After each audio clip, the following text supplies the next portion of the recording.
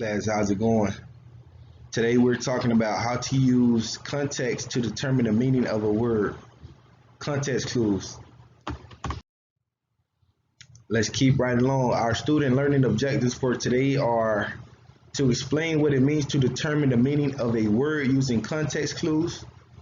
Describe several ways to use context to determine word meaning.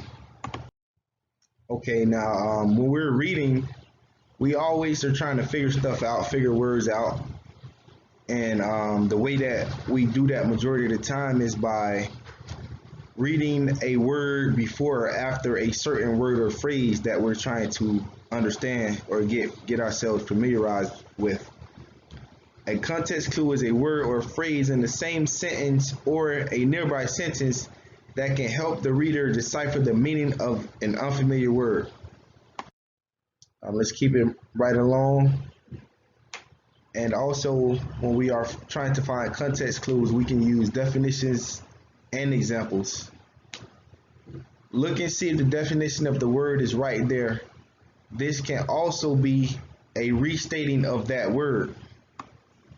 So when you're looking for a word or a definition, it's usually like right around each other. A phrase or one specific word that'll give you a meaning that you're looking for.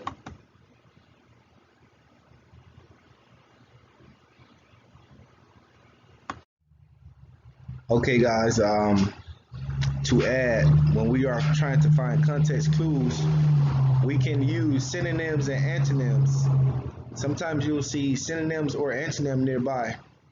A synonym, which is another word that means the same thing, and an antonym, which is the opposite of that word, a word that means the opposite. And sometimes they don't even need to know what a synonym and antonym mean to use the method. So you can decipher by choosing a synonym or an antonym to compare it as to is this word meaning or similar to the word that I'm trying to figure out. Okay, lastly, when trying to figure out context clues, we can use substitution. Substitution is a way to figure out a word.